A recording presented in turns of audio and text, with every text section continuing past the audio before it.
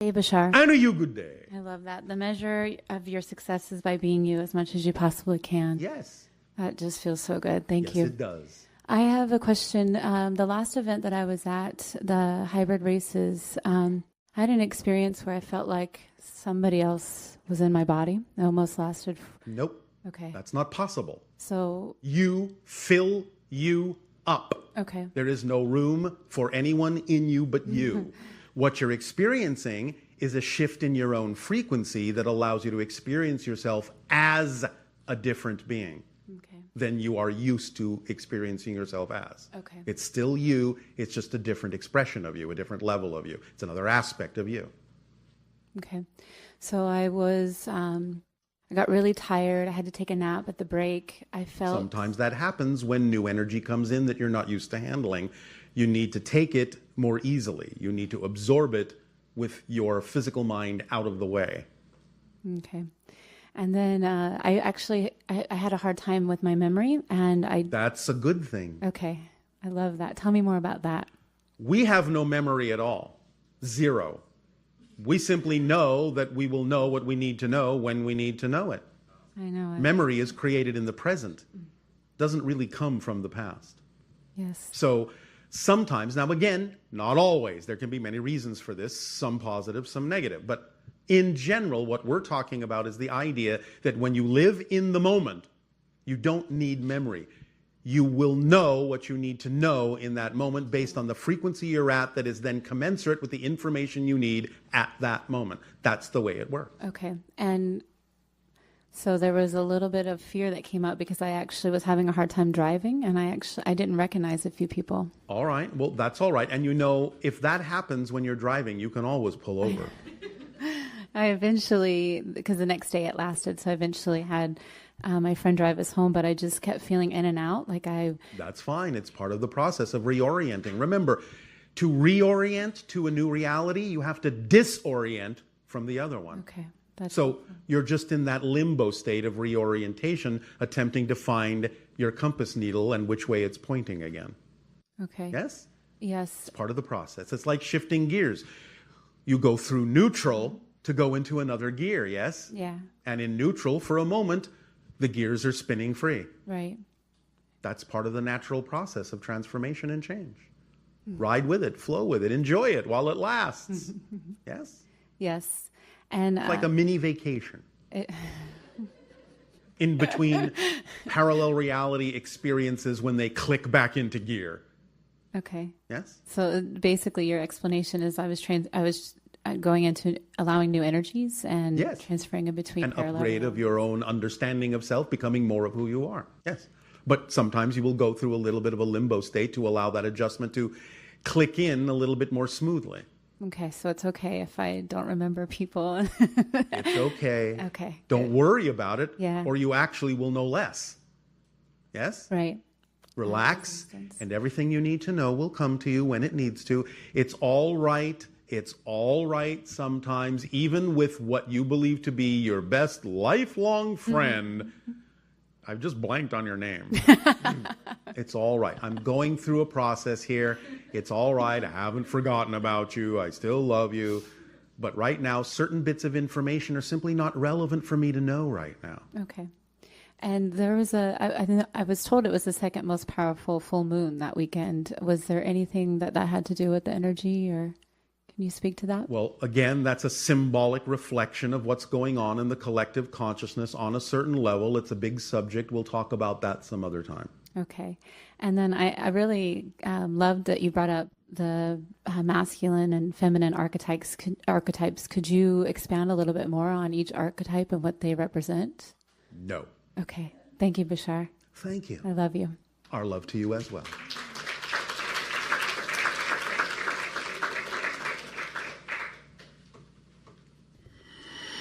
Hello, Bashar. And a you good day. First, I just wanted to thank you for your role in the expansion of my consciousness. So thank you for that. We thank you for all of your roles in the expansion of ours. I had received synchronicities for Maui for a few months. So I went to Maui Yeah. last month. The heart chakra of the planet. Yes, I love it And on the night before I went to Haleakala, I saw a face with one yellow eye, and I got the name Carlisle. But if you could help provide clarity on... If you will excuse us for a moment, even though it doesn't translate through the channel's body, we are laughing. What's funny? Carlisle is a funny being. Kind of a trickster energy that is native to the islands. Okay. You are dealing with, again, the idea of the expression of a nature spirit, an aspect of the collective consciousness of your reality expressing itself in a certain way that is kind of tricking you toward more of yourself. Very playful kind of energy. Okay. The trickster has been coming up a lot for me in oracle cards. Well, there you go. You see, Okay. you have your own synchronicity with it. Yes. And I feel oddly called to Maui in... Oddly, Okay, I guess it is what it is. it is what it is. And there's something about the hybrid children where I feel like I'm going to have a role with that, but I don't understand why that nugget of information is being given to me this early. Because Maui will be one of the sanctuaries for the hybrid children.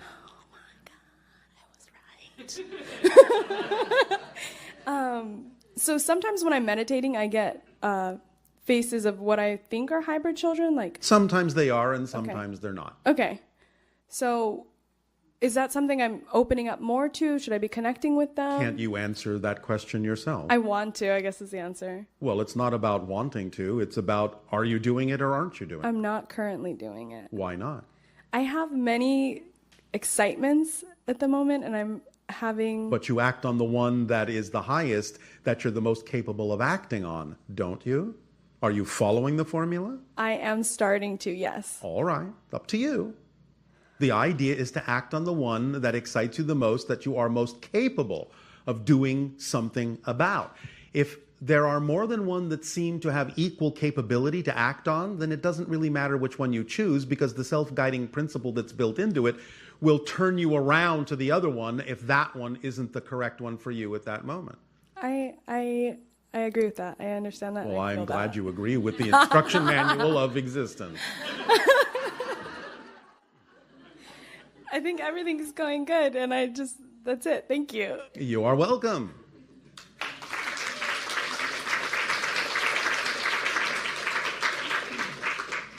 Mahalo.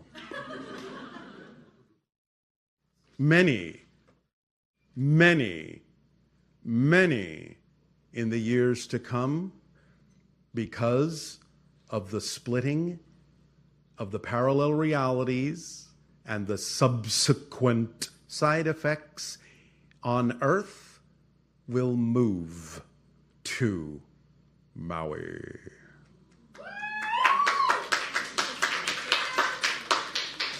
Not sure why you're clapping for that, but just making an observation, that's all. Good day, Bashar. And you good day. How you doing? Perfect, and you? Really good, actually. Oh, all right. Yeah, I have a lot of good questions. The first one is about the electromagnetic grid of the Earth Yes, and the portals that open up, yes. and people utilizing those portals for travel. Yes. Now, This those will become portals... more common and more consciously done on your planet in the years to come, although it does happen from time to time, now and then, randomly, and some people that are proficient at this can do that already on your planet, but it's not that many. You mean proficiently, like with simply with their physical body, activating the whole body system, electromagnetic? Well, in other words, proficiently in the sense of being consciously aware of where the portals are, when they open, and passing through them. Yeah. Now, when that happens, my question about that is, Yes. does that happen where a person walks through a portal and it's already designated to some extent where they're going to go, or is it... It can be. complete- Some okay. portals are like that, and some portals kind of fluctuate. Okay. So, like, consciousness plays a big part in it as well, where a person's focused? Let's look at it this way. Let's talk about it dimensionally. Yeah. In one dimension, a portal is a point. In two dimensions, a portal is a circle that you can step through. In three dimensions, like your reality, a A portal is a sphere. And that's also fourth dimensional, because then in time, the sphere moving in time becomes a cylinder, a tunnel, or what you would call a wormhole. Yes? Yeah. Then in fifth dimension, it becomes a hypersphere. And a hypersphere means that whatever point you enter will actually be a completely different tunnel to a different location, even though it's all connected to the same sphere. So your world has point portals, it has circle portals, it has sphere portals, it has wormhole portals, column portals, cylinder portals, if you will, and it has metaspheres, hypersphere portals as well. So each of them does a kind of different thing. Wormhole portals in general can be connected between 2 points, and sometimes it can fluctuate. But for the most part, it is the hyperspheres that are connected to multiple points, and depending on how you enter, where you enter, the angle of entry determines where you wind up on the other side. So does the pineal gland utilize it? Do we utilize the pineal gland Yes. as a hypersphere? The pineal gland is very, very critical for understanding how to navigate the portals and how to sense when they're open and where they go. So the production, the high production in the pineal gland of dimethyltryptamine, DMT, is crucial to reach a certain state of production at a certain vibratory frequency to be able to sense the portals more clearly and exactly what vibrational location they connect to. Okay, awesome. Yeah. Because the energy is basically information telling you Yes. what the portal is Yes. in detail. Yes. Okay. And that translates strongly when the pineal gland is at a certain frequency based on the amount of DMT that it produces naturally. Okay. And then with plant medicines, Yes. for let's say there's Sometimes MAO that can inhibitors. open it up. The teachers that grow from the earth naturally can help open some of that up, yes. Will that help with opening it up to a prolonged, long-term experience throughout a person's life of That DMT? depends on you. In Of other course, words, okay. remember that what the plant teachers are teaching you is how to recognize that state, but you have to get to a place where you know you can simply recreate that state without the plant teacher. Otherwise, the plant teacher has just become a crutch or an addiction.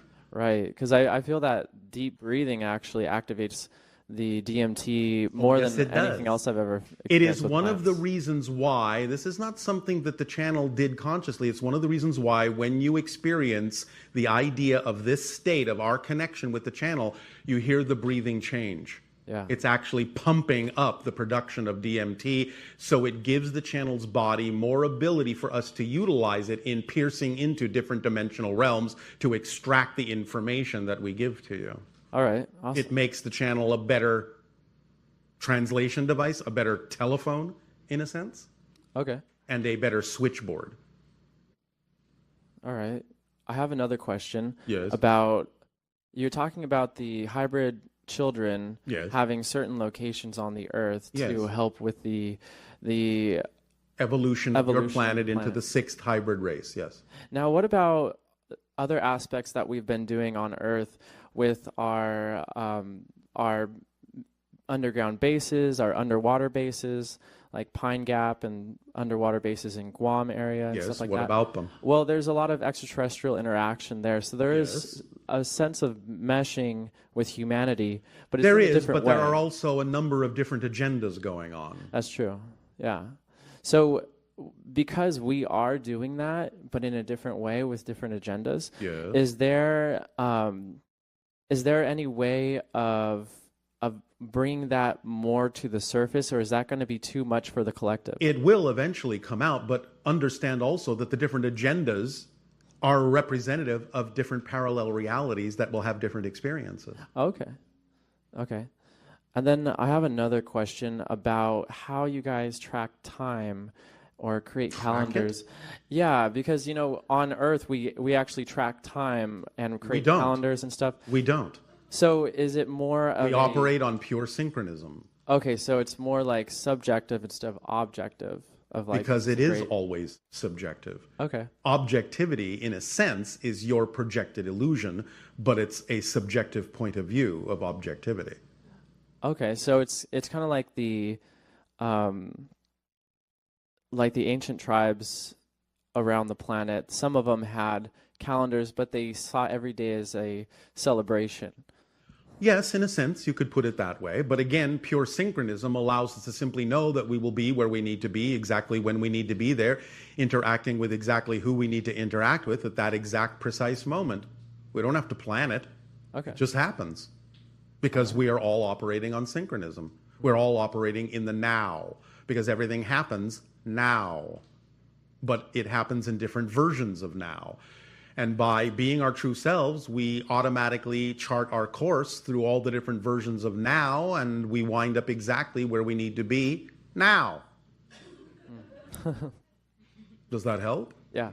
Obviously, we understand that there are natural cycles in the universe, day, night, things like that. We obviously can recognize that. If you want to say we're tracking that, that's fine. But we don't really look at it in a time-based way. Because for us, in our reality, it's far different than what you all may think. We're not just a bunch of extraterrestrials walking around on the surface of a planet. In our reality, because of our nature at this point, because we are quasi-physical, we actually experience our world as a multiplicity of dimensional experiences. We are walking through a dream after dream after dream after dream in multiple dimensions in many directions simultaneously. Awesome. Yeah. More of that. That sounds great.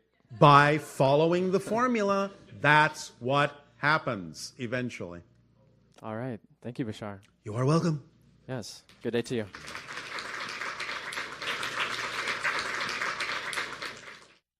Hello, Bashar. And to you, good day. This is exciting. Yes. So, I've noticed in the last several years, I have interacted with strangers that sort of come to me, and it feels exciting, and we have a conversation, and in the next moment we part, and I no longer see that person, like they disappear completely. Well, then they may have fulfilled the purpose of having met. Are they someone who teleported here for Not necessarily, particular no. purpose? You all act as reflectors for one another. Sometimes it can be beings from other realms, but very often it doesn't need to be. You all can perform the task of being the reflections that you need at any given moment, so people will come in and out of your lives. If they specifically have a particular reason for being there at that moment, and whatever it is you need to get out of it to become more of yourself, that might also allow them at that moment to get what they need to become more of themselves, then the purpose of the meeting may have been fulfilled and you may never need to see them again. And it can be as simple as that, and they can be just as human as you. Sometimes it's just a touch, too, I've noticed. Yeah. Again, sometimes it might be something from somewhere else, but not all the time, and probably not even most of the time. Because again, you can all serve that function for each other as reflections of one another. That's what relationships are for. Reflecting to each other what you each need to know to become more of yourself, to support the other in that process. Yes? Okay. And it can happen the way you have described it. That may just be your particular way of gathering that information. Sort of like one of your bees flitting from flower to flower to gather pollen. That bee may never see that flower again, but it's got what it needs, so it moves on. Okay. Yes? Yes. So you might just be a busy little bee. Or a hummingbird. I feel like a hummingbird sometimes. All right, or a hummingbird. Animal of your choice. Okay. I, in the last several months, have been seeing the number 27. That's your synchronicity marker then. What does that mean? Many times when you have those kinds of numerical synchronicities, they act as road signs or markers to let you know that at that particular moment, you're exactly in the state you need to be in. Stay there. It reminds you, it reflects to you, hey, you're in that state again. Be there. And what does that have to do with today's topic of 2027? You tell me. It's your synchronicity. How does it reflect to you? Does it add to the idea that the 27 keeps coming up for you in all sorts of interesting ways to let you know that you are correctly aligned with your path?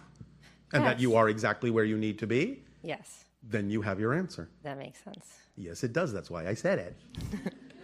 Right. All right. A couple of years ago, I saw a UFO on a very busy street corner. The UFO was actually on the corner, or you were on the street corner? Well, I was in a car on the corner of Ventura Boulevard and And Reseda. where was the vehicle? The craft? You're calling a UFO. Yes, it was square shaped and it was pretty much right above me. Yes. Color? It was nighttime. I'm not exactly sure, but it did have a Lights? ring of light All around right. it that kept changing color, All right. and it was square shaped. All right. And so? So I'm wondering who it was and why were they there? Oh, all right. Can I ask you a question? Of course. There is an airport nearby. There are planes taking off right now. Who is on them? People? You think we keep track of every single spaceship? No. All right. So, I can't necessarily tell you who precisely. Maybe the type of extraterrestrial. I can't tell you that either, not because I don't know, but because I'm not supposed to. Why is that? I can't tell you why. All I can tell you is this. There's no accident in the timing, but the best way to understand it is what kind of a state did it put you in when you had the experience? That's the reason for it. That much I can tell you. So, what did you experience in that state? How did you feel? Excited. And anything else?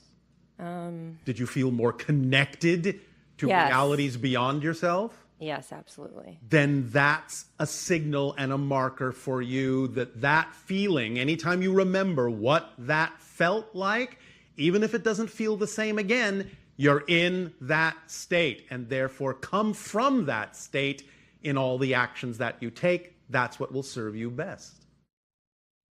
That makes sense. That's how to use it. Yes? Yes. In time, we may be able to tell you more specifically who it was, but right now it doesn't serve you to know that, and it is not the appropriate timing for us to divulge that information. Is that being or several beings, is that related to who rang my doorbell? I think it was either that night or a couple nights after. No. That's something different as we read your energy. Can you tell me about that experience? No. It isn't timing for these things. Okay. And all right, around the same time as when I saw the UFO, Yes. I was in a meditation and I saw myself interacting with an extraterrestrial. Yes. And I asked him his name and he said Bashar. Nope. That wasn't you. Nope. Why did I get the name Bashar? Because you're familiar with us and the vibration of that being is similar to ours, so you assumed it was us. But it's your own future self that's connected to our society. So the word Bashar is simply your translation, because remember, we don't have names. Bashar is not my name. Right. It's a recognition of a vibration. It's the recognition of what I do, because Bashar simply means messenger. So it was simply saying, I have a message. I'm a messenger. The translation into Bashar is simply what you're familiar with. That's why your brain translated the vibration, I'm a messenger, into the word Bashar. Yes? Interesting. Yes, it is, isn't it? Yes. But it's you interacting with your own future self. I like that. All right. And that gives you the biggest hint I can possibly give you about the UFO.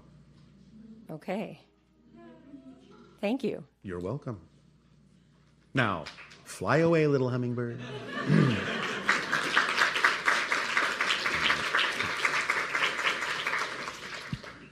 Hello, Bashar. And a you good day.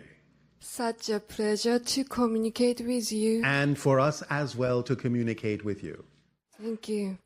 What's my frequency? Right now, about 145 to 157,000 cycles per second. Okay. When I Does was, that really tell you anything? I just think like compared to Jesus and Buddha and then your Well, vibration. Jesus and Buddha were up in the 300,000 cycle per second range because they were truly being more of all that is. Okay. None of you are going to be in that range for a little while. You can be, but you're going through processes to recognize the awakening of the Christ consciousness and the Buddha nature within each of you. That's what those messages were all about. You are all Buddhas. You are all Christs because you are all children of God. Beautiful. Yes. And last month, when I was taking quantum healing with Yes. my friend, I started channeling something called Zeus. What is it? What can you translate as that word? I felt like E.T. I was almost like felt like dying. I felt like very suffocating, dizzy, and it was. So you were not used to handling that energy that quickly. Well, So it was something saying, hello, I'm here. right. We can work together. Right. But I can only touch in briefly at the moment because you can't handle this energy yet. Well, I just let them do whatever. I just let the resistance go, and I started feeling the energy, and they gave me a lot of answers. Okay. Then you adapted very quickly. It touched in and got you used to the idea of what the energy felt like. You were willing to match that frequency and therefore establish a link and a communication channel. So, congratulations. What do you want to do with that? Now that you have established that link and can access information in the way that you prefer to, how does it excite you to use that ability? Okay. It just happened next day too. While I was didn't ask you that. I asked you, how are you excited to use that ability? like I'm gonna communicate with them. All right, you're going to continue to communicate. You're going to continue to understand the answers to the questions that you have. Is that what you're saying? Yes. All right, and you will do that up to a certain point until you feel you have a deeper understanding of the connection, of the link, and of the information that you're receiving. And then what will you do with that information? Okay. What will you do with that information when you have enough? I apply to my life. Apply to your life, yes. Anything else? Any other expression that seems right for you? What? Right? What? Highest excitement? What? Right Right. for you? Oh, right. Right Right. for you? Yeah. Yes, it is. Are you excited to be writing? Yes. Oh, Lighting. you sound so excited. Lighting. Lighting. Well, you're not there yet. That's all right. But that may be where it's leading, that you can then bring through information, writing it down in a kind of automatic way, or creating the ideas, penning them down in that way, and going from there. Yes? Who are they? I'm not telling you that. Okay. But they are, for now, the idea of the muse, inspiration, linking, creating a bridge and a connection for your own higher self to bring through more information in a way that's right for you. Yes? Yes. Sounds very exciting. It is. Keep going. It will get even more exciting. Thank you. And another thing is, since last year, I'm working on my self-esteem, self-image, Yes. and so I Yes. write something like whenever I feel something negative, I write it down and then let it go. Oh, you write Write it it down down. and let it go. Let it go. I feel Writing is already working for you. yes, it works. All right. Well, congratulations. It really works. And All right. That's your permission slip. That's what gives your belief system the permission to let go of beliefs that don't work for you. Everyone has a different permission slip. So every moment I'm brand new. Repeat that. Every moment I'm a new person. You are new every moment, yes. Now you say it. Every moment I am new. Every moment I'm new. And now you say it. Took a while to catch on. Every moment I'm brand new. I'm new. Every moment I am new. Every moment I am new. Every moment I am new. Every moment I am new. Every moment I am new. Every moment I am new. Because you are literally new every moment. Literally a new person every moment. With a new past, as we discussed last night. With a new future every moment. Every change changes your past and your future, because it has to all be one historic line in your space-time reality. So every change you make, every time you become a new person, every moment, that new person has to have a new past that makes logical sense in your space-time reality that would have had to happen to create that new person linearly. So you're constantly changing your past and your future from the present, from the now. That's why now is your point of power, and why the past and the future are illusions that simply exist simultaneously with you. They're not really in the past. They're not really in the future. They all exist now. So everything exists now. Yes. Future and past are illusion. Yes. Why my subconscious seems like holding some... Because of what you are defining yourself to be now. Because you're creating the illusion of continuity that says, my past is real and affects me now. So I will hold on to things, beliefs that I don't prefer, because I believe more strongly that I have no way of letting them go because my past affects my present, when that's not necessarily true. You have to change your belief about your relationship to time, because time is an illusion. Right. I know. Right. But But sometimes I cannot handle it.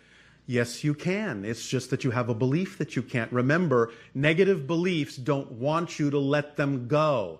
So negative beliefs will reinforce the idea that you can't handle letting them go in order to not let them go. You have to see through that as a trick of the negative belief. Again, it's not malicious. It's just the way they're designed, because all beliefs are designed to perpetuate themselves. If they weren't designed to perpetuate themselves, you wouldn't have a physical experience. You would never be able to believe anything is true. But you have to understand that the negative beliefs will use all sorts of other negative aspects in order to get you to not let them go, to perpetuate themselves. In other words, positive beliefs are telling you what's true about you. Negative beliefs are telling you what's not true about you. So they have to work harder to get you to believe what's not true. And they will do that by using such things as fear, or the belief that you can't handle something, or many other devices. But you have to understand that's just what they do, so you won't let them go. The fear, when it grows, the more fearful you become. That tells you that the negative belief has to work that much harder, because it realizes you're getting close to letting it go. So the more afraid you are, the closer you are to letting the fear go. That's the trick. You have to see through that and just keep going. Okay. Yes? Yes. Does this help? Yes. All right. Yes. That's enough for now. Okay. Thank you. My friend. That's enough for now. Thank you. My friend. That's enough for now. Thank you. Thank you.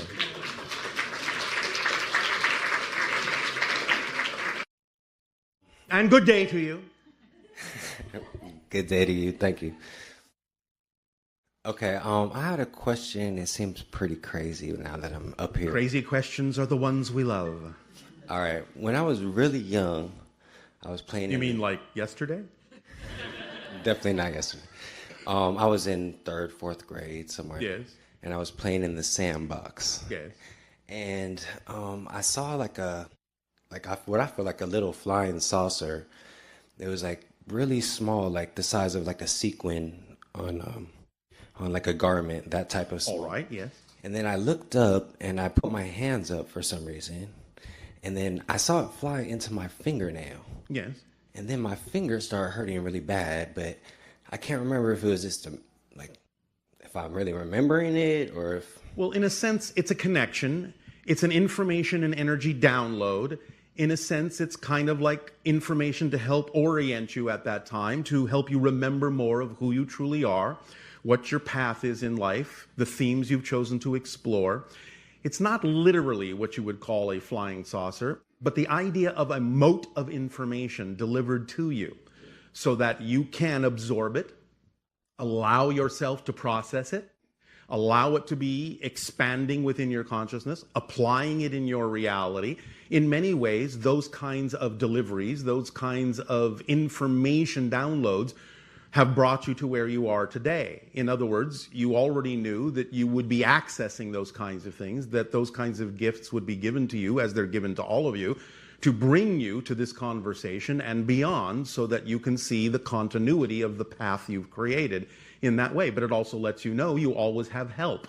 There are always those watching. There are always those guiding. There are always those willing to help give you what you need. It's up to you, of course, to take it in and absorb it. It's your choice. But it's no more mysterious than that and not really crazy at all. Does that help you? Yes, it does. All right. Thank you very much. And the fact that it was delivered to you while you were playing in the sandbox gives you an understanding that your entire world is a sandbox that you can play in. And if you play more, you are more capable of being sensitive to receiving those kinds of help from other levels, other beings, other guides, and creation itself. So allow yourself to know that your finger is on the pulse and that you can reach out at any time and know that someone is always reaching back. Yes? Thank you. Does this help you? Yes, it does. Anything else? No, that'll be all. All right. Thank you so very much.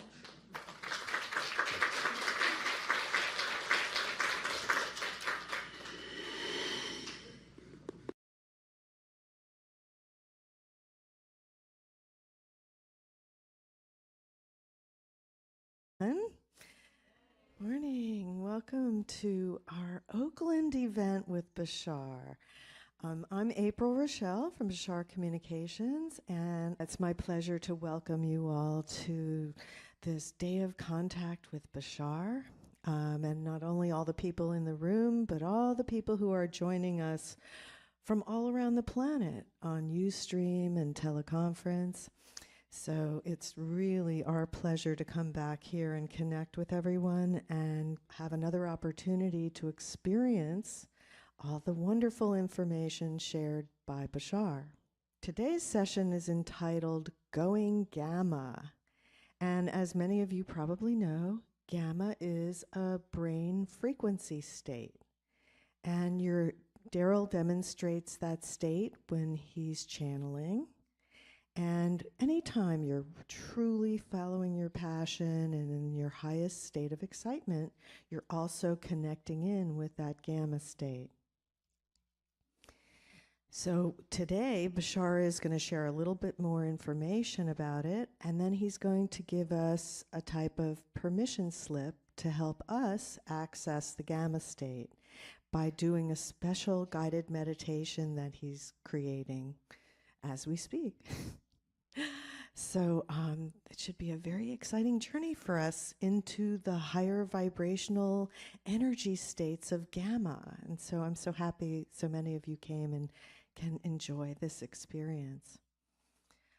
In the next few weeks, the weekend of, I believe it's the 4th, 5th, and 6th of December, we will have our last channeling of the year, and that's going to be in Los Angeles, Friday night, Saturday night, and Sunday morning. And the session that we're having on Friday night, Bashar has entitled The Artifacts. And the artifacts are all about 4 different artifacts that are actually placed in our solar system that we will become aware of as our frequency levels go up. So that's something very new and exciting to hear about what's actually in our solar system that serves as markers to show us our progress in terms of our outer space adventures. And then on Saturday night, Bashar is going to talk about allowance. And it's all about allowance and surrender when you're following your highest passion. Because as he's sharing with us now, as he gets more detailed about following your passion and being more on target with that, being in the correct energy state, which involves letting go of things and being really focused in a positive way. When he talks about allowance, that probably has to do with the challenges that come up along the way when you're following your passion and how to work with some of these ideas from the state of allowance and surrender. And then on Sunday morning, the session is entitled The Unified Theory of Metaphysics, and Bashar is going to talk about the new class that Darryl's going to be teaching.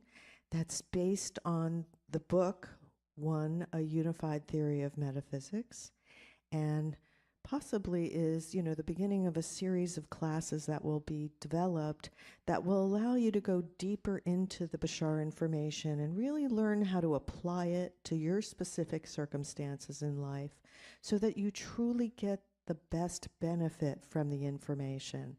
Because the more purely you can act on your excitement without any negative energies or beliefs in your system, in a sense, the more you'll get the maximum benefit from that tool. That's really a great map for being on this planet. So if you're interested, we'd love to have you join us for that session. All right, so I think we're almost ready. The first thing we're going to do is we're going to show you a video about the contact crystal. The contact crystal is something Bashar introduced a couple of years ago, and I'm just going to let the video speak for itself in terms of what it's all about. So here we go. I just picked up one of your interesting little seed crystals for contact. Yes. I was curious if you could talk about that for a few moments. Again, the idea is that as a child in my world, I was shown the idea of a central hexagonal crystal that existed within a giant, large artistic exhibit created by another contact specialist. The central crystal in that particular work is about, in terms of your size, about 3 feet across. The idea is that it is about the same color green, and around it are other crystals, each crystal added to the central crystal, which represents the first contact of our civilization with another, represents all the other contacts of all the other civilizations we have come into contact with, and constantly grows as more and more civilizations join the interstellar alliance, as you call it.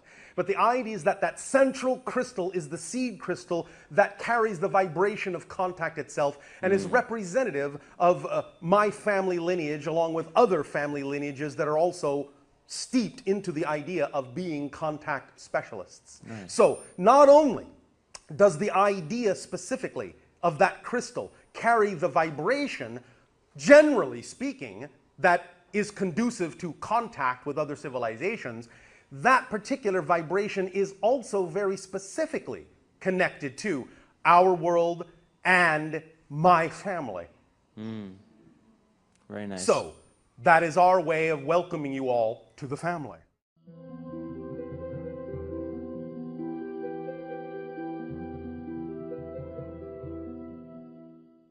As far as permission slips go, obviously, as was explained, this is specifically tapping into the idea, the archetypal collective consciousness idea that there is a particular frequency or vibration that represents the blending or connection between your civilization and other civilizations. That is one of the frequencies that is put into the charge, in a sense, that is represented by that particular idea, object, permission slip. Now, it doesn't mean that you necessarily have to always use that idea, that object, because again, permission slips are what works for you. At the same time, and in conjunction with what we were saying earlier in this transmission as to how there is really no separation between intention and action, between the physicalization, the physical act being that demonstrates and in a sense actually creates simultaneously the intention. The physical act of having a symbol of that nature, a permission slip of that nature, is similar to the idea of physically casting your vote for contact. So the more votes are cast in whatever way that occurs, in whatever form the permission slip feels right for you, the more we can tally those votes, because not just of the intention of wanting contact, but the actual physical act of physicalizing it in some sort of physical way, a physical symbol that is representative of a physical action you have taken that is actually the casting of a vote. And that vote resonates very strongly in your collective consciousness to us. So it really truly changes the vibration of your collective reality. So that is what we wish to add about that idea.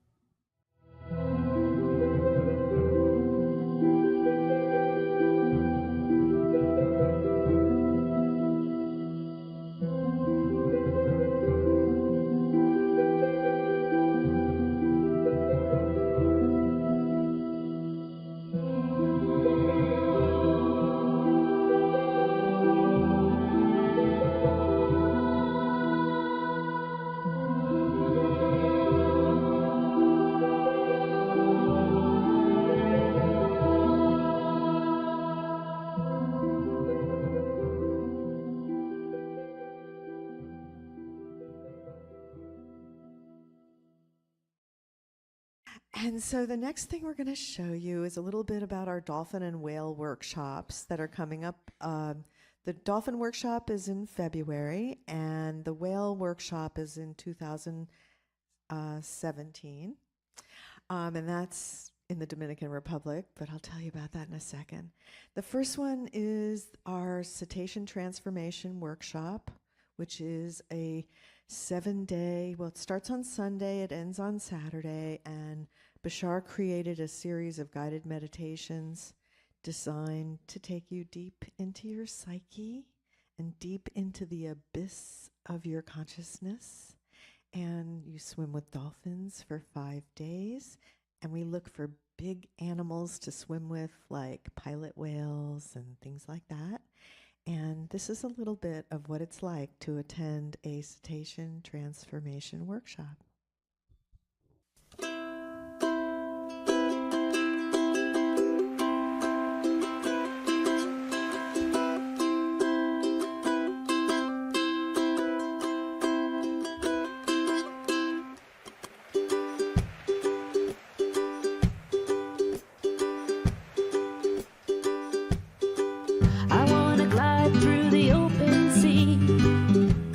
Side with you next to me, oh, when the time is right, you'll glide right back to me. I wanna slide through the ocean blue, right beside you, 2 by 2, oh, when the timing's right, you'll slide right back to me. Oh, won't you be my guide as we're slipping through the sea? I wanna dive so deeply through the crystal waters of the world anew. Oh, and the timing's right, you'll slide right back to me. I'm not expecting you to understand. You're never gonna find me back on land. Oh, and the timing's right, you'll slide right back to me. All those moments together I do treasure. Doesn't really get any better. I wish I could have stayed with you for the rest of my day. Effortlessly and joyfully slipping through the sea. Streamlined like a dolphin, streamlined like a whale. Weaving, diving, bobbing, smoothly gliding, effortlessly through life, slipping through the sea. I wanna glide through the open sea, side by side with you next to me. Oh, and the timing's right, you'll glide right back to me.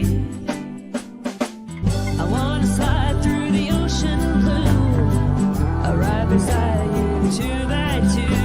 Oh, when the timing is right, you'll slide right back to me. Oh, will you be my guide as we're slipping through the sea? All those moments together I do treasure. It doesn't really get any better. I wish I could have stayed with you for the rest of my day. In unity, in harmony, in joy and in love, you drift into the depths of the deep blue sea. Oh, when the timing is right, you'll slide right back to me.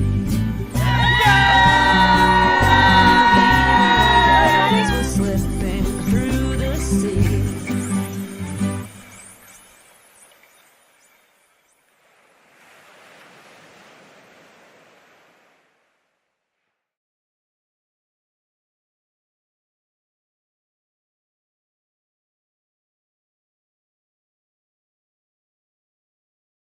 And our February workshop is, I believe, the 21st to the 27th of February. And the humpback whales will be in. So you'll get a chance to experience not only being with the dolphins in the water, but also being with the humpback whales on the surface. So if you feel called to be with the dolphins, this is a fantastic way to do it in a little bubble ecstasy reality that we create of the Essassani vibration, Sirius vibration, merging with the dolphin energy. And then this next one is about the swimming with the humpback whales in the Dominican Republic. It's a 7-day live aboard experience out in the water. And every day we're with the whales starting around 8:30 in the morning till about 6 at night. So you will be so immersed in whale energy by the end of this. And it's actually called the Whales of Atlantis. So we will do some meditations that Bashar has created to connect us with the Atlantean energy also. So give you a little idea of what it's like from this video.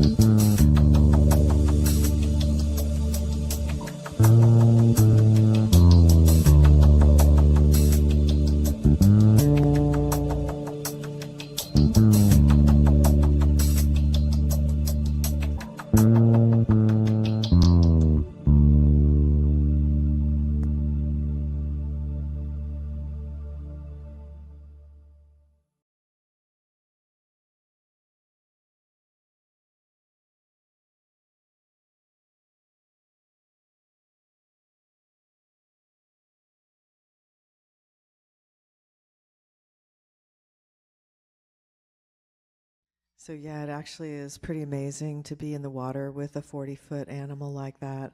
And as you can see, they really come close, and they, especially the babies, come over and check you out. And it can get very exciting there in the water. So if you feel excited by being in the water with whales, this is one of the primo ways to experience it. So we invite you to contact us through our Bashar.org website or Dolphin Dreams of Hawaii. And so now it's time for the best part of today, and that is, it's my pleasure to introduce to you the channel for Bashar, Darryl Anka.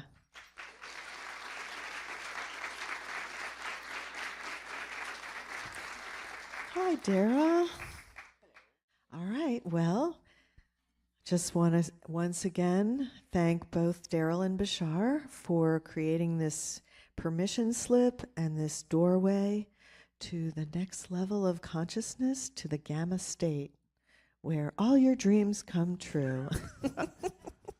Thank you, Darryl and Bashar. Thanks, April. All right, everyone, I'm just going to go right into it. But first, I want to really thank everyone for coming today. We really appreciate it.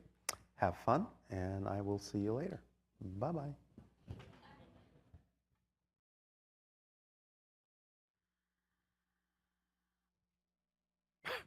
So I'll say good day to you this day of your time. How are you all? All right. All right, thank you. Once again, we would like to thank each and every one of you individually and all of you together collectively for the co-creation of this interaction and the allowance of this transmission, which we have titled Going Gamma. Now, many of you are familiar with some of the different frequency states of your brain, and you know that there are states that... Greetings, Bashar. My question is, one night I had a dream where the apartment I live in was haunted. It was a pretty vivid dream. And in the morning, when I got up, I was doing my morning routine. And at one point, I thought about that dream. And when I did, the lights in my kitchen flickered. And they've never done that before, and they haven't done that since. Is there a connection? Thank you, and have a great day. Someone in spirit is attempting to get your attention. So, pay attention to it. Be positive in your vibration. And whatever positive energy or information needs to come through from spirit, you'll eventually make the connection more consciously and receive that information. So, just know that something is attempting to get your attention, and stay in a positive state with that idea. You will receive what you need to receive eventually. Good day. Good day to you, Bashar. Good day. What would you like to discuss this day? My first question, although I think I have been a fairly good person most of my life, there are a few things I regret doing, one of which caused some memory loss. The memories have started to return slowly over time, but they are fragmented and incomplete. All right. Is there a way to streamline my memory recovery and become whole again? Well, have you learned to do something different from this experience? Yes. I've mostly been relying on rosemary oil, sleeping longer. I don't need to know the details. I don't need to know the details. Okay. I'm just asking you in general. Whatever it is you did that you say you now regret doing, have you learned from the experience and are now doing something differently that you believe is more in alignment with your true self? Yes or no? Yes. Then there is no need for regret anymore, is there? If you're learning from it? I guess not. The regret is weighing you down and holding you back. That's the way to streamline yourself. If you acknowledge that something has been done that you don't prefer yourself to do, and you have been willing to allow yourself to learn a lesson from it and change who you are and do things differently that's more in alignment with who you truly need to be, regret does not have a place in that formula. The regret served a purpose in simply getting you to recognize that it was not something you prefer to be. Once you recognize that, there is no more room for the regret. It has done its job. It served its purpose. So let it go. Yes? Yes. That will streamline you and move you forward. Does that answer your question? It does. Thank you. You are welcome. Anything else? How can we see auras and the flow of spiritual energy around us? By raising your vibration, which you are on the path of doing. It will happen naturally. Of course, you may attract yourself to some methodology, and if that permission slip works for you to increase your ability to stretch your senses to perceive those energetic things, then that's fine too. Trust synchronicity will bring you what you need. But the idea, again, is that as you allow yourself to become more and more of who you are and move forward, your vibration will increase, and a natural result of your vibration increasing will be that your senses will begin to see things that you heretofore couldn't. So it's just a natural part of your evolution. What can we do to improve if we go into a meditative state, but we're not making any progress? But depends on what you define as progress. What are you insisting must happen when you go into a meditative state? Insisting that something particular must happen is actually the opposite of being in a meditative state. Well, if you're sitting in meditation, but you're only experiencing a dark void. What's wrong with that? Dark voids are quite beautiful. I was hoping to get a little bit more out of the experience. Well, maybe that kind of experience is not designed for something you actually find workable. Or again, you're bringing too much insistence and expectation in what you think it's supposed to do. Maybe you have other ways of meditating, maybe not. But I just gave you the hint that if you explore the dark void itself, you may find there's more there than you think, instead of insisting that something else should be happening other than the dark void.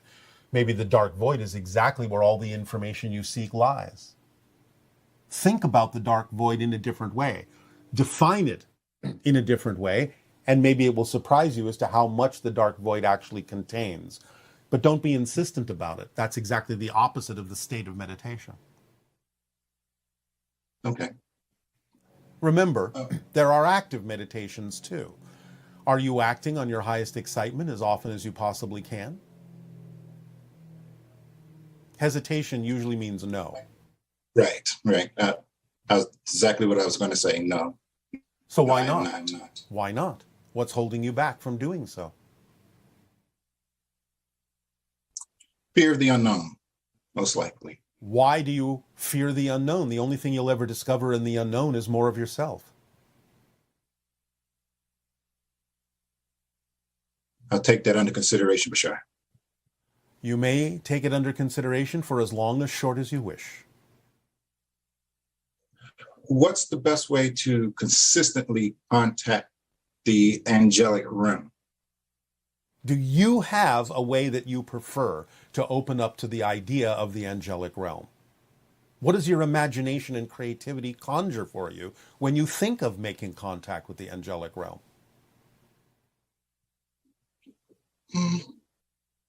Usually I try to raise my vibration so that I can get into the mind state of a higher being.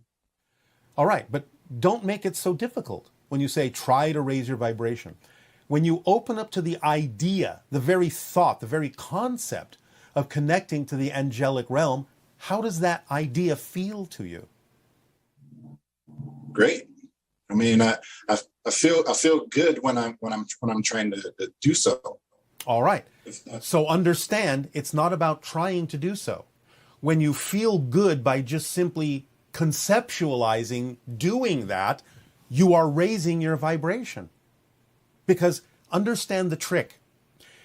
Remember when we said, if you have heard us say this, that you cannot conceive of what you're not the vibration of already? Yes, I remember you saying that. Therefore, even being able to conceive of the idea of connecting to the angelic realm means you're already in the proper state to do so. Otherwise, you would never be able to even conceive of doing something like that. That's the trick. Does that make it easier? Yes, it does. There you go. Again, don't have insistences or expectations on how that must actually respond to you. It may respond in a number of different ways, through synchronicity, a number of different ways. So don't have an insistence and say, whoa, it's not working because I'm not hearing an angel talk to me or blow a trumpet in my ear. Just make the connection, know that you're making the connection, know that they're receiving it, and know that the response will come in whatever way actually serves you best, and therefore don't limit the way you are able to receive it by insisting that it must happen in the way your physical mind thinks it should. Just let it come in the way that actually works best. So do it, make the connection, know you've made the connection, know there will be a response, and then let it go and get on with your life. And it will come. Thank you. You're welcome. It's all about not trying too hard. It's just about doing it. It's just about knowing that you're doing it because you understand how physics works and knowing that you wouldn't be able to conceive of making a connection to the angelic realm if you weren't already in the vibration state to do so. Therefore, it's done. The minute you conceive of it, it's done. Then go on to the next thing that excites you and let synchronicity bring you whatever needs to bring you in perfect timing and in a perfect methodology. It will be recognized by you for what it is when it needs to be. Until that moment, just move on. Okay. Keep it simple. Don't overcomplicate it. Don't overthink it.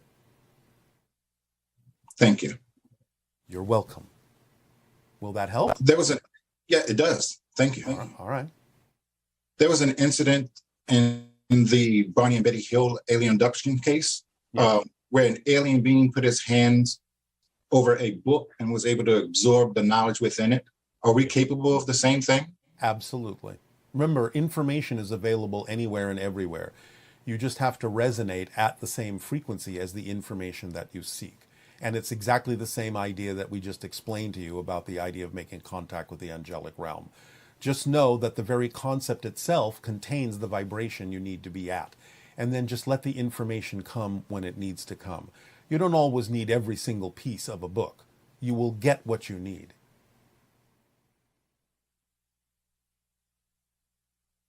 Were the feats of King Solomon in the Bible real or just a fable?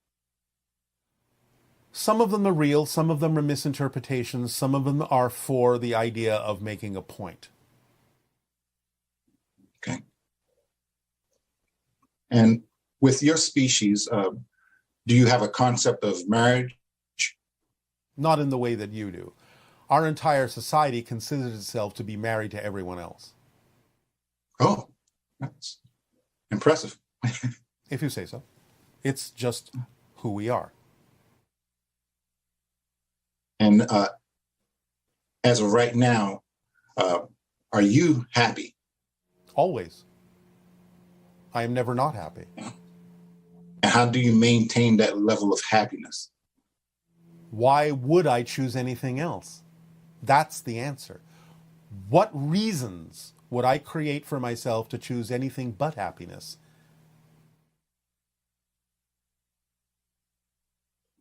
Point made. Thank you. Thank you very much. You are welcome. Aveo. Aveo.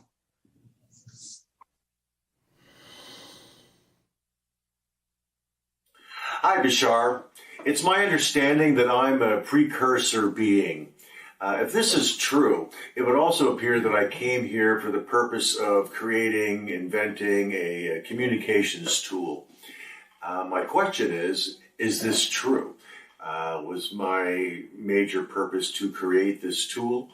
And is this project considered a success? Thank you.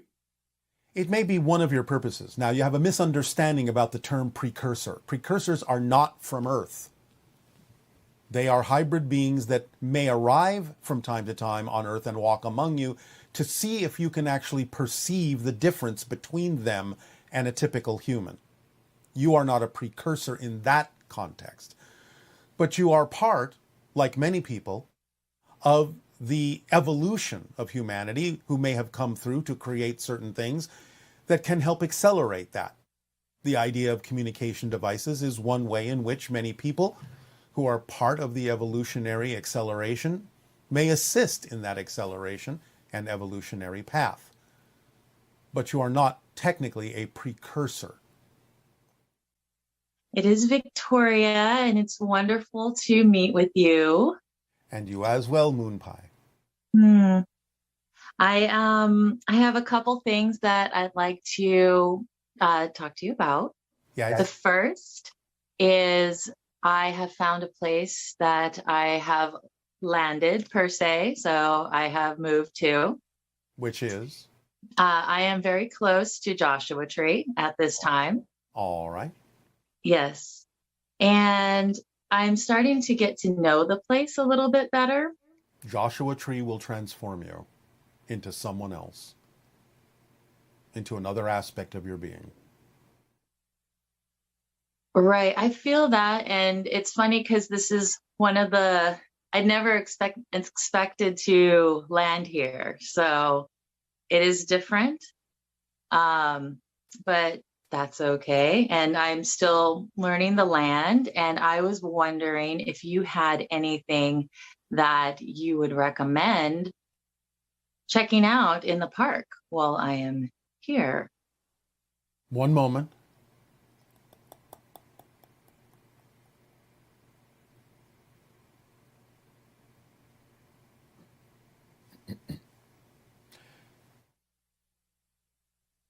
There is a type of desert mouse that making a connection to this animal in some way, shape, or form, whether it is indigenous to the area or not, but represents an environment similar to that area, would create the proper vibration to allow you to experience a type of connection that will draw you deeper into the earth and help you understand a connection to the natural world that will allow you to receive communications more strongly to your heart from Gaia, from Mother Earth, in a way that will transform your perspective on many things in the physical world with regard to the energies you can perceive from different people and different environments that will guide you to your true self. We are given to say this in this way specifically by higher guides and higher mind. End of transmission for that subject. Thank you so much. And thank you to the higher guides and guardians. I appreciate that. And I will explore that. All right.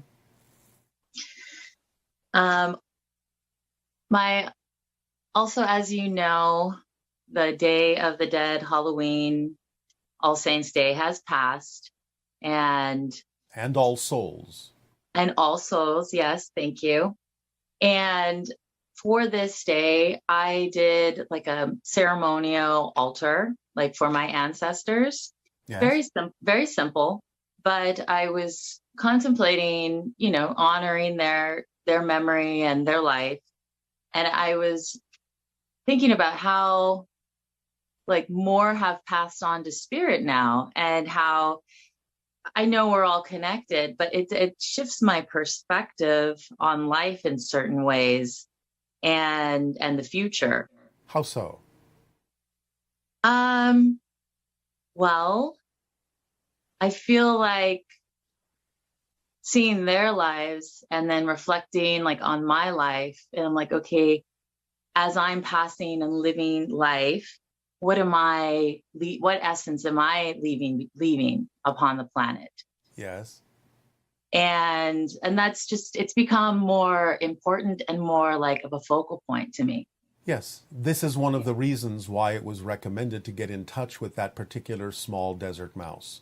It is the essence of humbleness. Very interesting. Okay. So that being said, I was wondering during this time period where the veils are thin, is obviously it's a time that we can connect with animal earth, or animal spirits that have passed on, families that has passed on, but is it also a time where we can connect to other galactic, say, races or dimensional time periods because the veil is thinner outside outside of just the human type of... Absolutely. Now, again, these things are always available, but when you say the veil is thinner, it's simply the representation archetypally of the collective consciousness's willingness and ability to open up to other realities. Right. Okay. Thank you for that.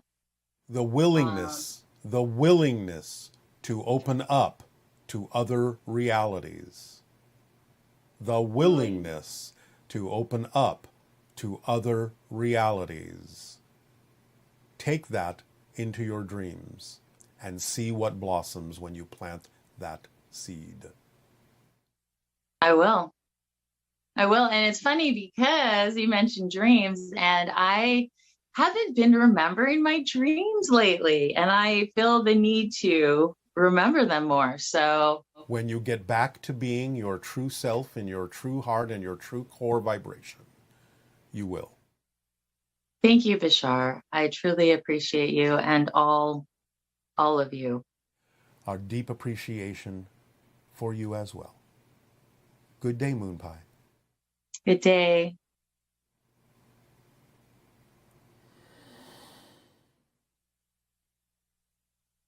Good day. Greetings, Bashar. Thank you for the opportunity to speak with you. It is our passion and our pleasure. Thank you for the co-creation. Thank you. My name is Callie, and I'm living in the Sacred Valley of Peru near Machu Picchu. And yeah, there's lots of amazing energies here. And I don't know if you have any updates on what's going on in this area. We do, but none to share. None to share. Okay. Except one of our kind has recently arrived in that area to monitor certain energies. You may connect to them if you wish. It is similar to the idea of our craft over Sedona.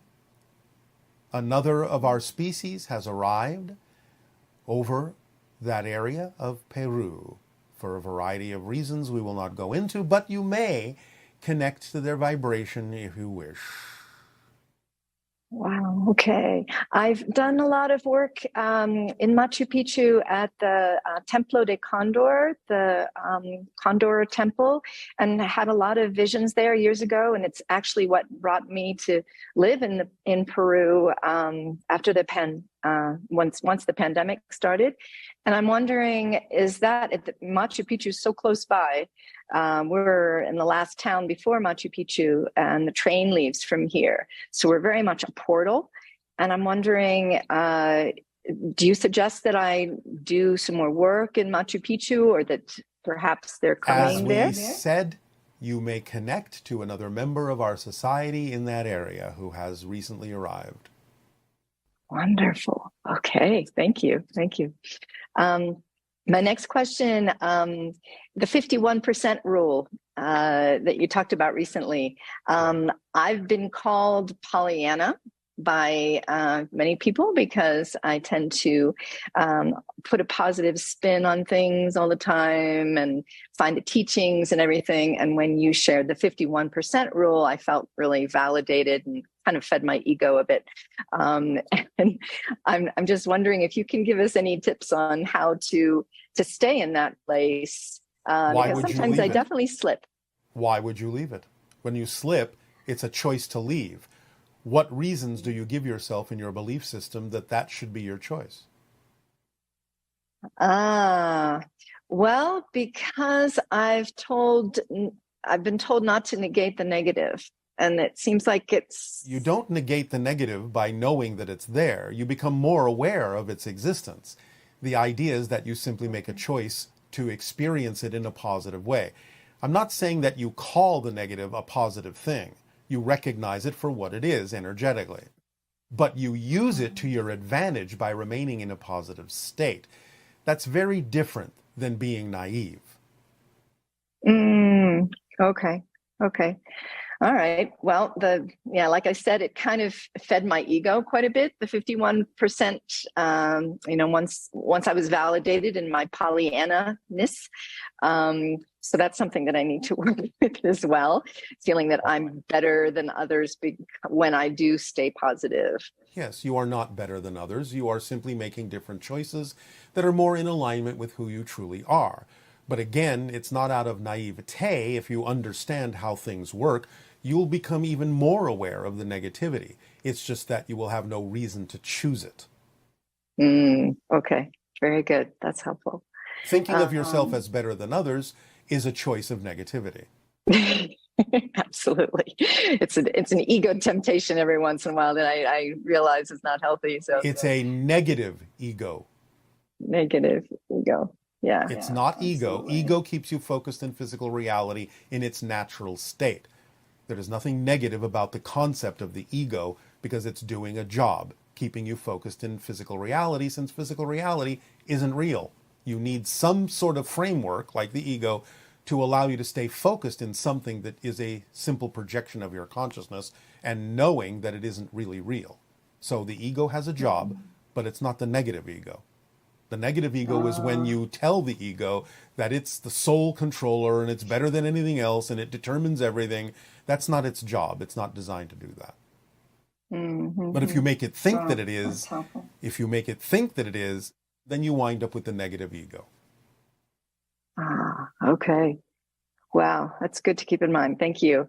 The next question I have is about control. And you had mentioned recently that if we release control, then we would find that everything is in our control. And I've certainly heard this from many, many people. I'm wondering, can you suggest how to catch ourselves when we forget? Well, do you not recognize when you have gone into the limited version? When you understand how things work, will you not know when you have gone into the limited version of the idea of control? Absolutely. I know when I'm there, I just kind of, I stay sort there of for your own reasons. Shock. Well, that's all right. Again, it's not about being better than that. It's about accepting what is and learning from it. That's how you use it. Why am I here? Why am I experiencing this? Why am I choosing to experience this? Is there something for me to learn here by having chosen that? Do I have a belief system I'm still holding on to that I'm not aware of? What would that belief system be that would make it seem like a logical choice to come back to this place? If I understand how things work, what would be the reason that would be so overwhelming that I would choose to be here again? Examining yourself deeply that way will be able to use that particular state of being in a way that can benefit you if you learn a lesson from it. Learn what the belief systems are that would make it seem logical to keep choosing to go there. Yeah, maybe it's kind of like a worthiness thing, questioning my ability to communicate when things are in a heated situation, for example. All right. And why do you think yourself unworthy of proper communication in those situations? Why do you succumb to the lower vibration? Because my mind goes blank. If I'm, if I'm in an energy that feels overwhelming, and all right, I kind of lose it. Do you not understand that your mind going blank can actually be a benefit to you? I'd like to work with that, definitely. Well, if your mind goes blank, then you're not going to necessarily offer a negative reaction to something, are you? No, unless you call it passive aggressive, that I say nothing. Do you wish to define that way? Definitely don't. Definitely don't. But I feel like in order to remedy the situation, the conversation. What makes you think you're supposed better. to? What makes you think you're supposed to remedy it? Well, I feel like I need to do my part in trying to. How do you know that doing your help the part? communication. How do you know that doing your part isn't to remain silent and let the other person recognize their issues that they're projecting on you? Well said. Yes, I believe that. All right. Yeah. Again, not because you're better than, but just because you're offering a blank slate for that person to bounce off of and get a reflection for themselves of the projections that they may be putting onto you of their own issues. You don't have to remedy anything. Again, you're trying to be in charge. You're trying to be in control. I have to rescue. I have to save. I have to fix. No, you don't. Mm-hmm. Okay.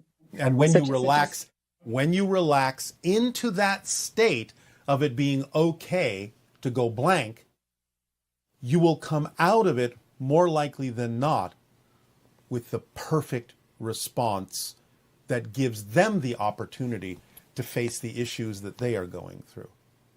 Mm-hmm. Mm-hmm. Absolutely.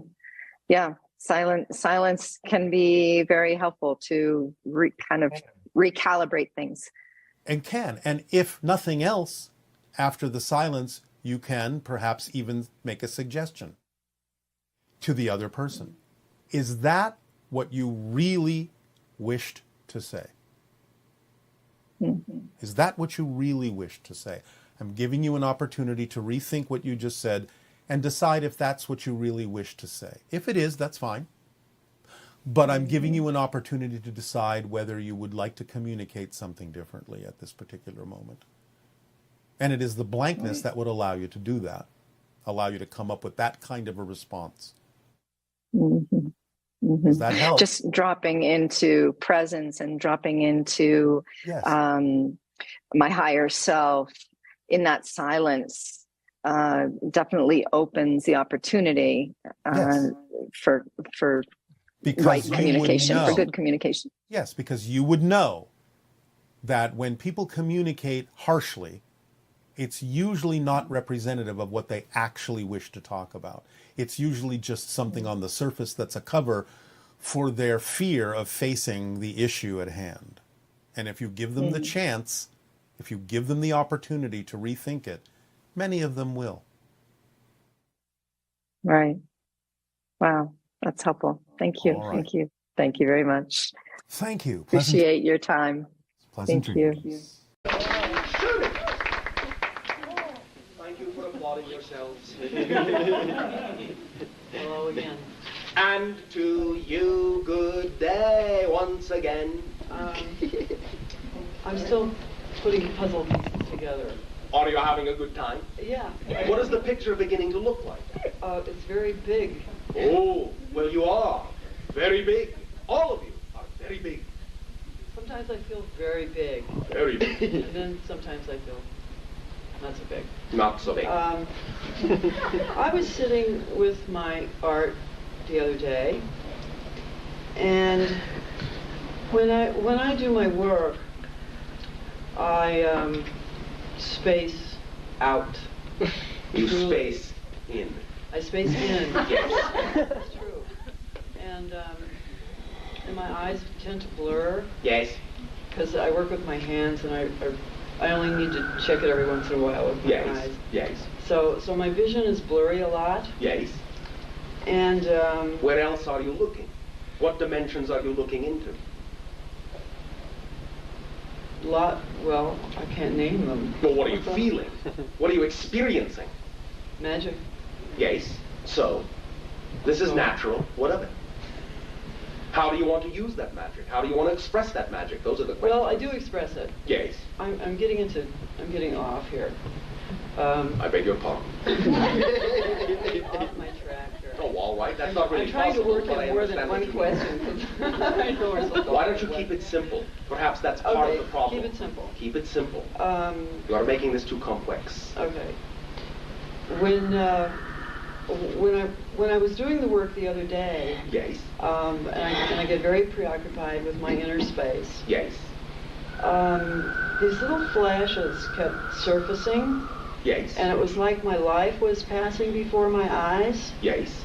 But it wasn't, it was my childhood, but it wasn't any relationships in my childhood. Yes. It was, well, that's not true, because it must have been my relationship with the earth, with the planet. Because the little pictures that were coming to me were places that I had been. Yes. A little rocky hill. Yes. A certain tree, a woods, a stream, you know, just the different natural settings. Yes. And so that was very interesting. I didn't really pay much attention to it. I just noticed it as the flashes came up. Yes. And I noticed also the feelings, and they were always wonderful. Yes. And then shortly after that, it felt like this Kachina energy came into the work that I was doing. And I've now done two little figures that are very powerful with that energy. Yes. And I wondered if there was a connection. Between the first process and the second result? Yeah, these flashes coming, and then the opening of that energy. Yes. The connection, and the reason why your inner vision becomes fuzzy, is that you are extending yourself into what we have called quasi-planar realities. These are, for lack of a better term, since one doesn't exist in your language, the spaces in between dimensions that, in and of itself, is another dimension. We have referred to the Kachina energy in the quasi-planar realities as the extraterrestrial's extraterrestrial. It is a vector completely apart from anything even we are familiar with. It is very, very different. We are interacting with them in our own way, you are interacting with them in your own way, but your vision will become blurry in those areas because quasi-planar realities do not follow the same rules at all as any other dimension. They are the glue that holds the dimensions together and at the same time keeps them apart. So you are moving through a different kind of glue. You are extracting bits of information in a way that you can express in your reality. Of course, those are symbolically representative and not literally representative of what you call or recognize to be the Kachina consciousness. But it will suffice. Certainly it is of that vibration. The fuzziness is simply the quality of the dimension into which you are extending yourself. But I can't seem to come out of it sometimes. I mean, I'll walk out of my house and I'll, to do my gardening or something, and I can't see. Everything is blurred. I can only see within a range of a couple of feet from my eyes. All right, all right, all right. One moment. How do you feel about your planet? I love it dearly. I enjoy it. All right, one moment. It enjoys me. Yes, oh yes, one moment. One moment. When you do this,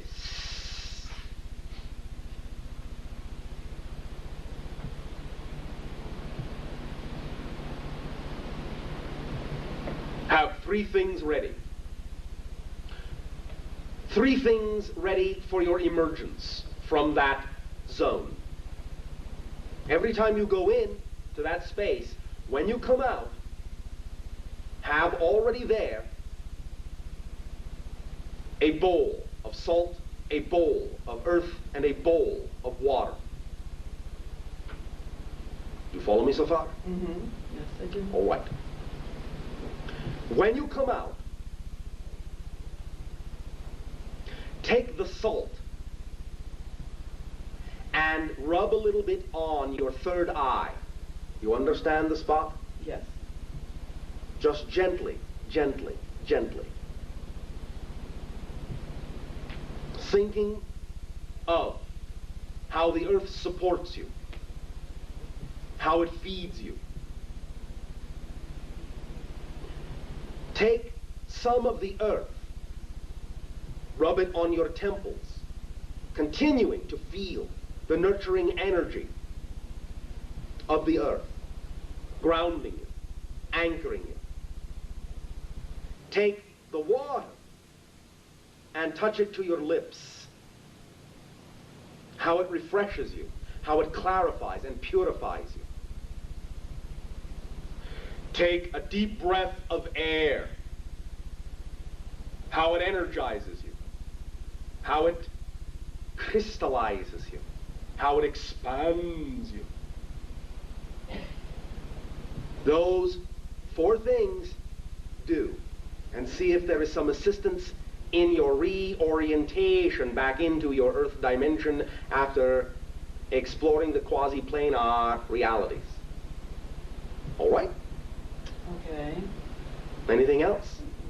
Well, the same thing I used to do when I was a kid. Yes, so what?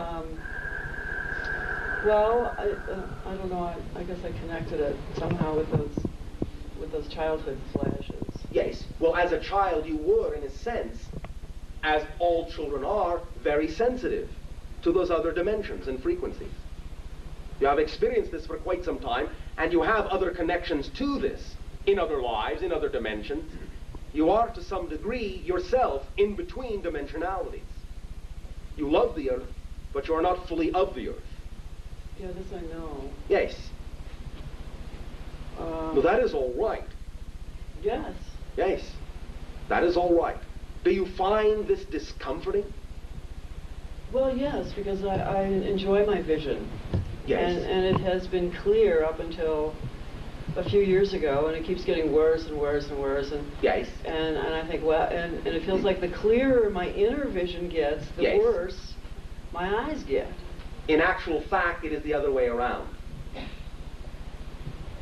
It is happening the other way around. You are defocusing from your external vision so that you can sharpen your internal vision. But, so when will I balance these out? One moment. Answer this question first. In bringing through the idea of the Kachina energy to represent that vibration and express that vibration in your art, is there a primary purpose for doing this? Do you have a primary reason? For expressing that energy? Yes. Yeah, I think it's representative of my connections. Yes, but so what? Why do you wish to express it? You already know it for yourself. What happens when you express it? How does that serve? What does it do? It touches that place in other people. And that will do what? Well, it seems to be expansive for them. They recognize it and acknowledge it. And will assist them in opening and transforming and aligning with that energy and eventually transforming your earth reality into something more akin to the one you are familiar with. Right. And when you transform the earth reality into something you are akin with, then you will see the earth reality more clearly. Because it will be one and the same reality. Hurry up. Come on, I'm going blind. Sometimes you have to pass through darkness to see the light. Do not worry about it. The worry will only cause more difficulty. Let the process unfold as it needs to. The more you transform your earth reality into the one that you feel is home, the more balanced your vision will become. Because then inner vision and outer vision will be the same vision. Yes, I know. All right? So keep painting and enjoying. Do the ritual we suggested. It can aid and assist you because you will be calling upon the Kachinas themselves to help realign you. They don't want you to become lost in that world. They recognize you as their friend and as their connection, but they want you to be able to function. But soften your expectation of needing to see too much right now. It is a process that allows you to help transform. That must be unconscious then, because I don't consciously sit to bring this through these particular figures. They just come. Yes, of course. And then I see, yes, where they of course. came from. Yes, of course. That is the easiest way to do it. That's a channeling. Okay. Thank you. Thank you very much. Shouting. Bashar? And to you, good day once again. More information and more witnesses are starting to talk about the UFO crash in Roswell in 1947. Yes. Particularly about the bodies that were recovered. Yes. And you've said that these beings were from Zeta Reticuli. Basically, yes. And your description matches what people have experienced in the abduction cases that have been happening. Yes. But the descriptions of the bodies are slightly different, and I was wondering... In what sense? The eyes were smaller and seemed to be sunk in, rather than the eyes that are described by others. Putrefaction. What's that? Putrefaction. Okay. They were lying in the desert for a while, you know. Okay. Then nothing was done by the Zetas to make the bodies more humanoid then, because even the shape of the skull seemed to be more human than what others have described. No, they were not. Okay. They were simply disfigured. Okay. Then if they're from a different frequency, how could they maintain their solidity in our physical reality even after the crash? Once the shift is made, they don't have to hold themselves in that frequency. Once the shift is made, they're in your dimension. Okay, they don't have to, it doesn't take energy, they're just... No, no, no. Okay. The shift is the shift. Can your civilization do the same? Yes. And we have. That's why you have seen our ships from time to time. Okay, speaking of which... Yes. In Belgium a few years ago... Yes. The ships were triangular with the lights and so on. Was that Essassani? Some of them, yes. Some. Not all, some. Okay. But who were the others? No. Not allowed, not allowed, not yet.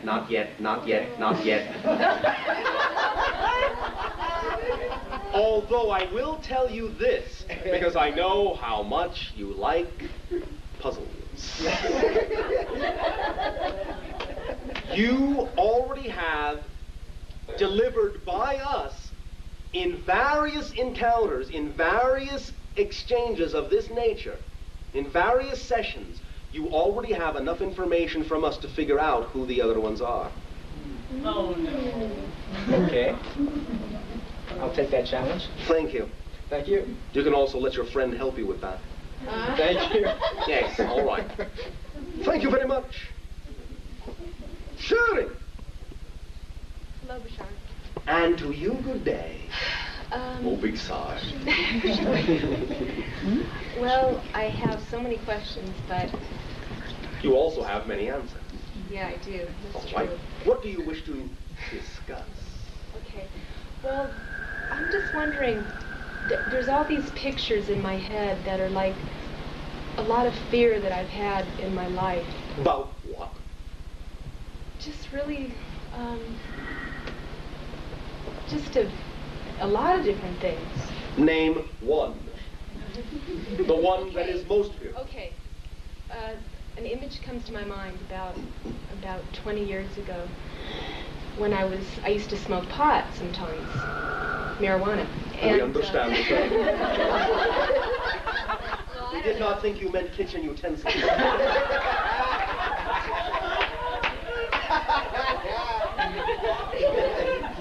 I remember having this experience where I was just, I smoked it, and I was just, I got an extreme fear Yes. of like being all alone in the world, and no one caring about me. Yes. And it was like the scariest feeling. There was like nowhere to go, nowhere. It was just horrible. Oh, well, who cares?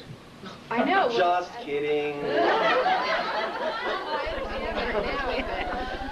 Certain flashes come, you know, and it's really ridiculous because it's like there's this part of me that's going through all this really strange fear stuff, and then there's this other part of me that knows the truth, but yet I don't know where all that comes from. All right.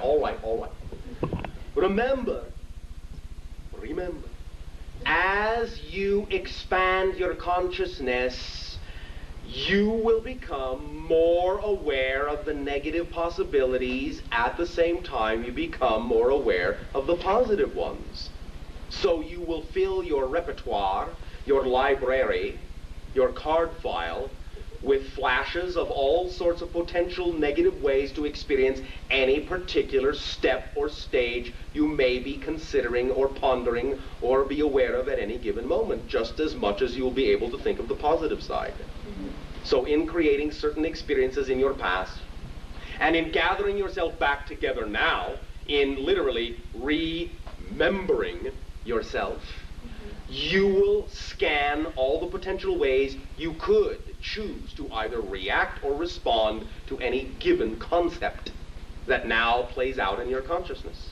Just because you're having that doesn't mean you need to react to it. It's just there as an observation. The observation in and of itself does not cause you to feel the fear. It is simply your assumption that somehow those things are coming back or somehow have power to manifest. That is what is causing the fear reaction. It's just an observation. Let it be just an observation. You understand? Yes. Does that help you? Yeah. Can I just ask you another real quick question? I don't know, can you? I'd like to. Oh, all right. If I may, thank you. About 16 years ago, Yes. I was in Maui, and I saw the sun was just setting, and it was rather light out, and I saw a ship didn't seem like it was that far away, and I could see a lot, the shape and the colors. Define. Define it? Yes. It looked like a Pleiades ship as far as what I have seen pictures and what I've heard. But I was with about 10 other people and nobody else saw it but me. That is not uncommon. Again, remember, the entire universe is based on frequency and vibration. And it is very easy to allow ourselves and others of our like to key our vibrations to the point or to the pitch where it is literally keyed or tuned to the frequency of one particular individual. No one else will perceive it. I thought it was really strange that those people didn't see it. It is very common. But now, could you tell me who they were? Because it feels so, every time I think of it, it's like it just happened and I feel really connected to whoever. Do you feel connected to yourself? Yeah. Does it allow you to feel a little more light and uplifted? Yeah. And does it allow you to want to experience more joy in life? Oh, yeah. Oh, yeah. Much more. And do you? I am more and more, yeah. All right. Seems like there's some blocks, though, that... Well, of course. But that is simply what comes with the turf of living on your earth. But you will transform them. You will transform them. These are friends, in actual fact, to some degree, cousins from another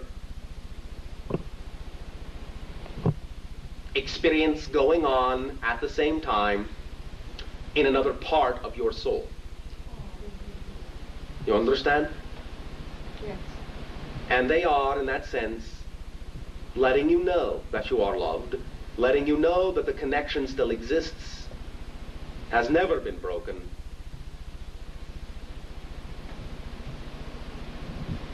Do you have plans to go back to that area? Oh, I go there a lot. I love it. One moment.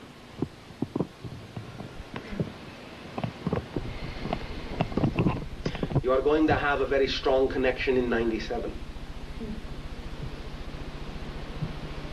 There? That we do not know. We just know you are going to have a very strong connection to this in 97. One moment.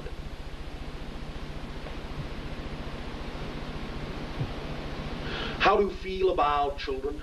Oh, I love them dearly. I have one.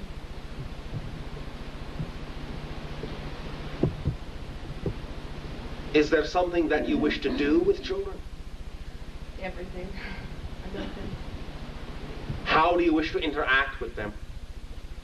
Well, playfully. I mean, with my daughter, we play all the time, and she's so artistic, and I think a lot of it in sort of dancing and singing and playing and acting and theater. And have you thought about conducting children's theater? No, not really. Is it something you think you would find exciting? Oh, yeah. But I don't know how I would do it. It sounds wonderful, though. I love theater, I love film and all that. When they ask, will you begin?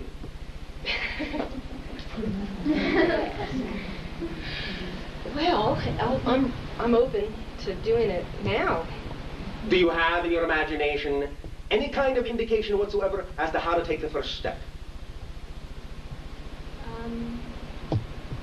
Just saying that I would do it, I'm sure that... The first step. First step. Not statement.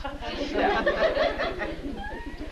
The first step. Well, no, not necessarily, no. Do you have a picture in your mind? Choose the one that excites you the most. Do you have a picture in your mind of this most exciting thing? Do you have a picture of yourself doing it? Can you see yourself doing it? I really like television a lot. All right. Can you see yourself doing it? Yeah. Can you see the shows you would create? I can see somewhat of what I would create. I could see All right. sort of, kind of what the type of show I would do. Can you give us an example?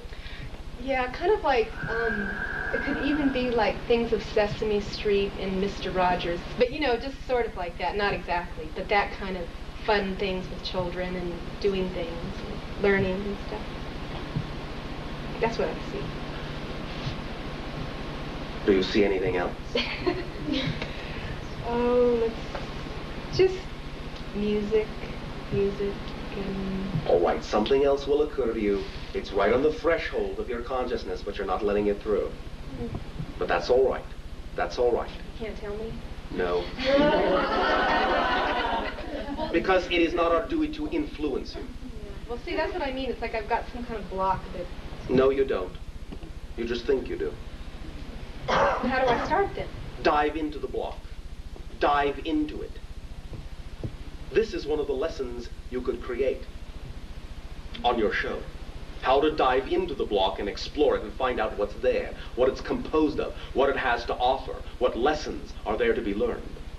A block is not a block. It is an arrow pointing in an unexpected direction. You must examine the whole concept of expectations. In this case, the arrow points up.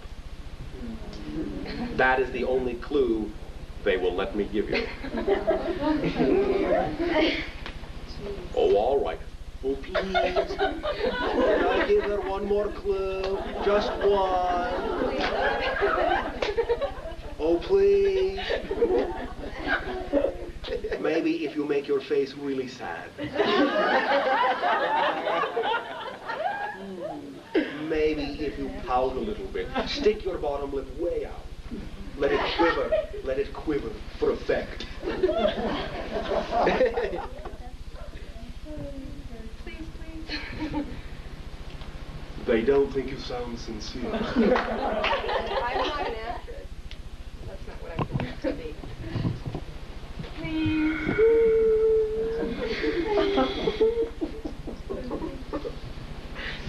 Please. One moment. They are discussing something.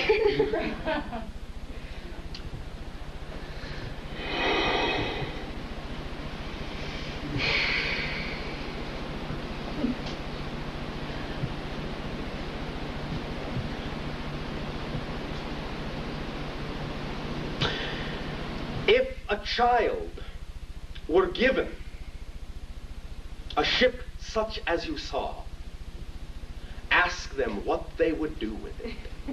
Oh, that's great. Thank you. Well, I just have to say one thing. I have this book right now, one of your books that I'm borrowing. And my daughter, there's a picture of the ship, the couple pages of the diagram Yes. of the ship. And every time she sees that book, she says, ship. And she makes me show her those two pictures. And also the other one of the being. You mean to tell me you made me beg them for information you already had? Well, there goes my reputation. There goes my standing in the club. Manipulated by a